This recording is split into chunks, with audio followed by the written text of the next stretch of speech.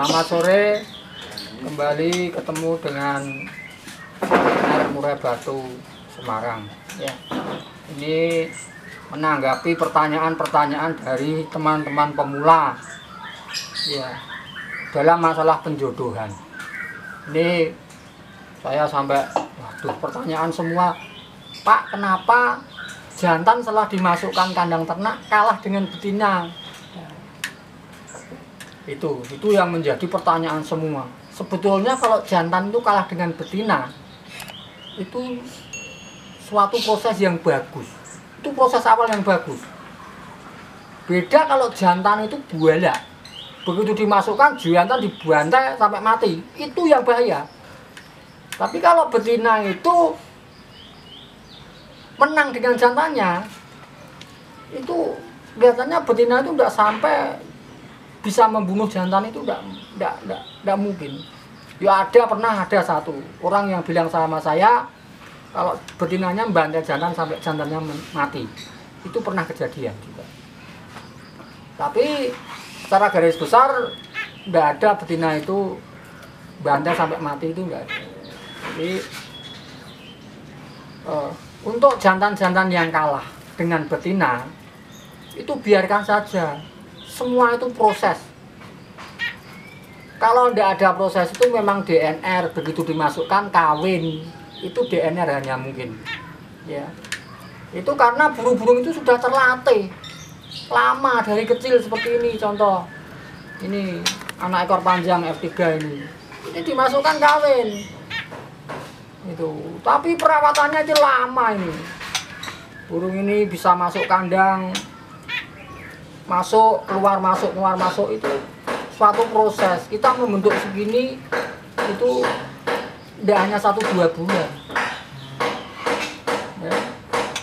Jadi kalau mau memang seperti di DNR, ya itu burung bisa disekolahkan di sini.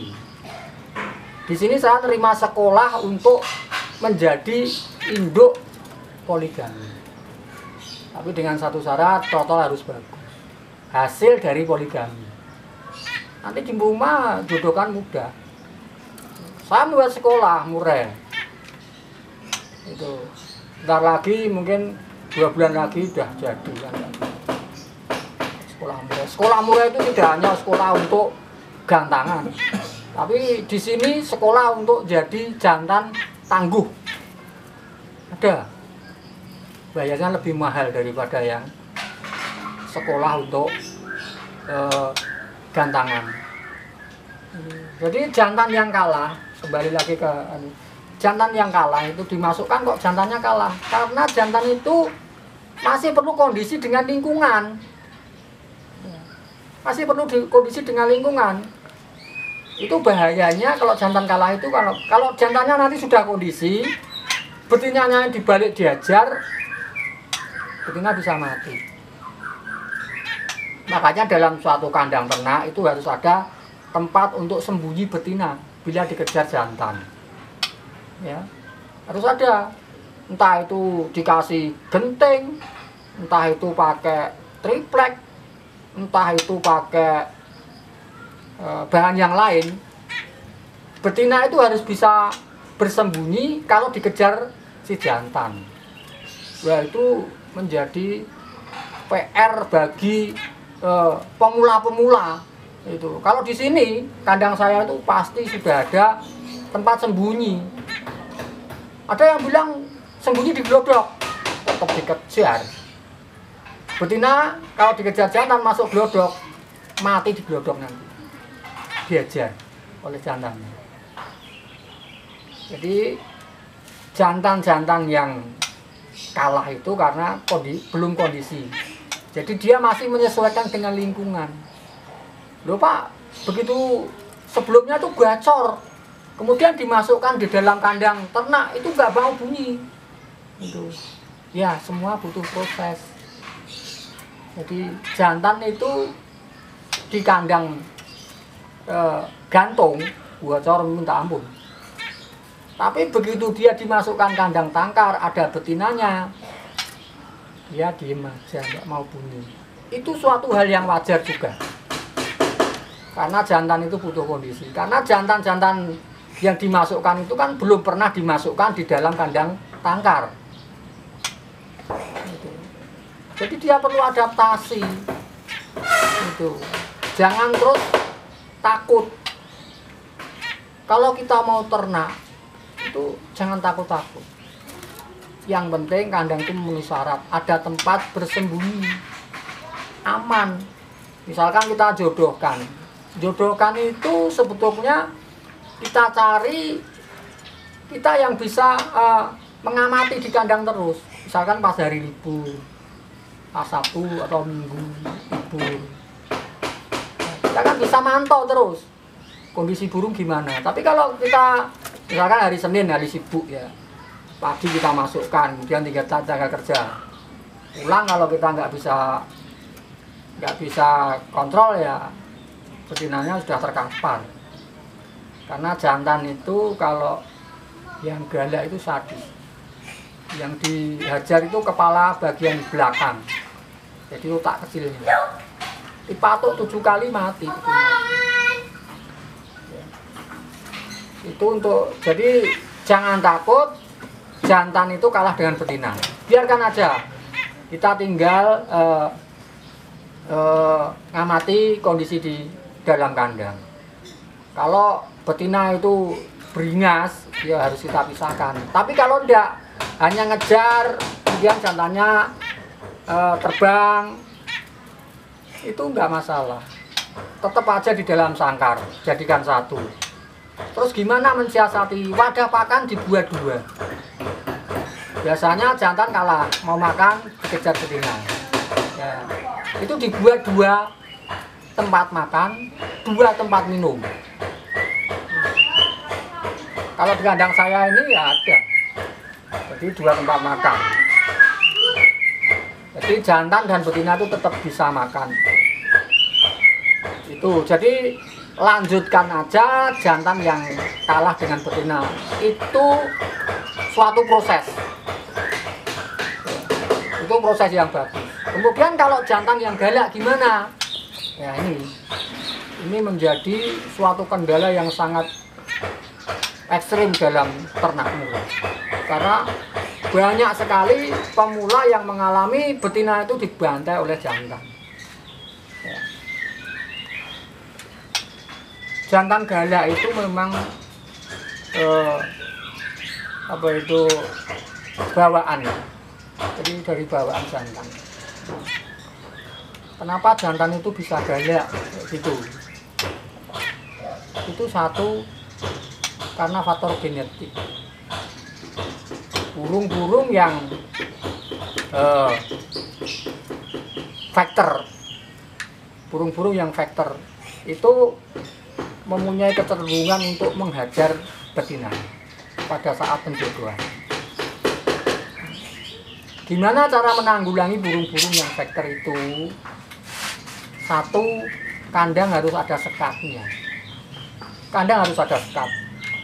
Mau bikin kandang permanen, mau kandang minimalis, harus ada sekatnya. Jadi jantan dan betina itu ada sekatnya. Karena kalau burung itu hanya ditempel gini, ini 2 bulan pun dimasukkan dalam kandang tetap ngajar. Nggak bisa dijadikan acuan di sini. Wong burung ini sudah dijadikan satu di sini jantan dan betina. Sudah beberapa hari. Dimasukkan kandang sini tetap ngajar. Karena dia punya teritorial sendiri. Murai itu sedikit ada ya gimana ya, rada aneh ya. Burung sudah jodoh di kandang ini. Itu dipindah ke tempat kandang lain, betina dibantai ya. Betina dibantai. Jadi kalau kita mau burung yang sudah jodoh itu hati-hati juga. Harus kita amati di kandang. Jangan langsung masukkan terus ditinggal saja. Itu. Jantan yang galak, kembali lagi ke jantan yang galak. Itu jantan galak itu memang itu karakternya galak. Saya jantan saya Arko itu contoh ya. Itu pada waktu saya beli jantan itu bualannya luar biasa. Ada jantan lain, ada betina, dia ngejar terus. Dia ngejar. Tapi masih saya tempel. Itu ngejar, luar biasa ngejarnya. Tapi setelah masuk kandang tangkar kayak gini, jantan satu, betina satu dulu Arko itu. Saya buka sekatnya, jantan itu Arko itu kalah. Arko itu kalah dengan betina itu kalah. Jadi dikejar dengan betinanya. Tapi saya enggak terus saya sekan karena betinanya ngejar cuma ya begitu dekat dikejar gitu. Begitu dekat dikejar. Setelah 2 hari akhirnya enggak. Akhirnya setelah 2 hari Arko berani dengan betinanya. Cuma Arko tidak ngejar betinanya. Hanya ngejar sedikit. Ya. Kalau hanya ngejar sedikit tanpa ada KDRT itu enggak masalah. Biarkan tetap satu kandang. Gitu. Ya. Jadi untuk jantan-jantan yang galak itu memang terapinya itu kalau saya pakai vitamin. Jadi birainya dinaikkan. Jadi kalau dia birainya tinggi, dia tidak ngajar, tapi ingin kawin. Jadi betina itu dikejar-kejar. Karena betina itu belum siap, akhirnya betina kan takut. Padahal jantan itu sebetulnya mau kawin, tidak ngajar betina. Gitu. Cuma karena betina itu belum siap, akhirnya betina itu lari-lari terus. Iya, lari terus. Dikejar terus. Lanjutkan sebentar. Jadi birainya dinaikkan, jantannya dinaikkan itu dengan apa? Dengan vitamin. Saya buat vitamin E+ itu bisa menaikkan birai jantan. Ya, kemudian pakannya itu dikroto, dicacing.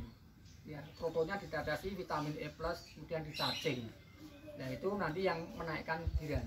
Setelah jantan itu birahi, itu dimasukkan ke kandang betina itu. Kalau betinanya siap langsung kawin. Langsung kawin. Begitu kawin itu jantan memang ada yang ngejar. Setelah kawin ngejar, tidak masalah, disekat.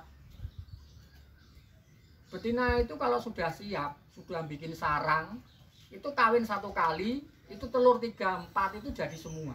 Jadi jangan khawatir. Murai itu tidak seperti ayam, tiap hari kawin telur, tiap hari kawin telur. Itu enggak. Murai itu sekali kawin, telur 4 nanti terbuai semua, akan netas semua. Itu. Telur 3 akan netas semua. Kalau spermanya bagus. Ya, itu. Mungkin dari saya cukup sekian. Nanti kita lanjutkan untuk bahasan-bahasan yang lain. Terima kasih.